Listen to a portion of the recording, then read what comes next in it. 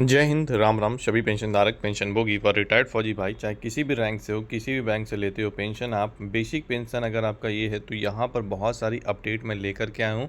साथ में वेलफेयर और जॉब की न्यूज़ भी निकल कर के आई है। तो हर एक चीज़, हर एक जानकारी हम आपको यहाँ पर बारीकी से बताने वाले हैं। चैनल पर अगर आप नए हैं, चैनल को सब्सक्राइब करके घंटी को ज़रूर से दबा लीजिए। चलिए वीडियो में आगे बढ़ते हैं।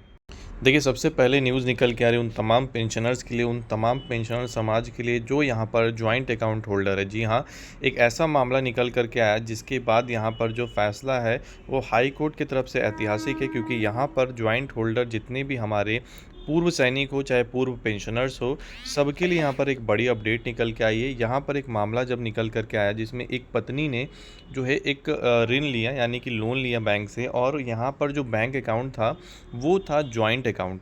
जॉइंट अकाउंट में उनके पति यानी जो रिटायर्ड थे वो और उनका जो अकाउंट है दोनों मर्ज था। जब उनका पेंशन यहाँ पर आया तो लगभग 7.5 लाख रुपए जो है वो यहाँ पर काट लिए गए। यहाँ पर इसलिए क्योंकि इनकी पत्नी ने लोन लिया था और जो पेंशन का पैसा 7.5 लाख रुपए वो यहाँ पर काट लिए गए। जिसके बाद ये मामला पहुँचा कोर्ट में, क्योंकि यहाँ पर जो है यहाँ पर शख्स ने जो है यहाँ पर कंप्लेन कर दी।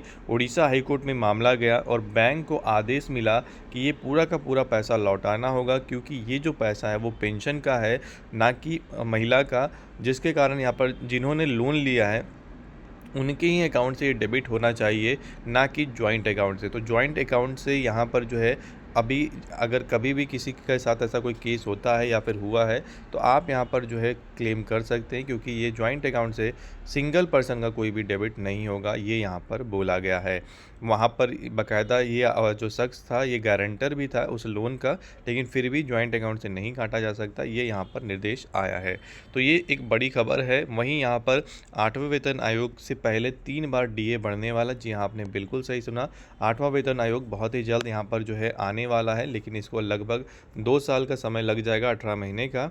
और इसमें जो है लगभग 3 बार आपका डीए डीआर जो है बढ़ने वाला है। लेकिन इसी बीच आपको बता दूं कि अगर आप यहाँ पर सेवारत सैनिक हैं और आपके पास भी जो है सैन्य से तरफ से जो है ज़मीन आपने लिया है, आपको अलॉट हुआ है, तो आप उसको बेच सकते हैं या नहीं, इसके ऊपर भी एक फ़ैसला आया है आंध्र प्रदेश उच्च न्यायालय की तरफ से।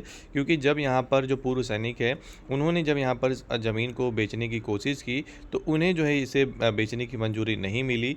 जब ये मामला कोर्ट में गया तो यहाँ पर बोला गया कि जो भी ज़मीन यहाँ पर जो भूमि आवंटित की जाती है, जैसे सेना की तरफ से आप ले रहे हैं, यहाँ पर ख़रीद रहे हैं, तो उस केस में आप उसको कम से कम 10 साल आपके पास वो रहेगा, उसके बाद ही आप बेच पाएंगे। जी हाँ, आपको अगर आवंटित होती है सेना की तरफ से ज़मीन आप लेते हैं तो उस केस में आपको 10 साल होल्डिंग आपके नाम पे रहेगी, 10 साल बाद ही आप उस ज़मीन को बेच पाएंगे।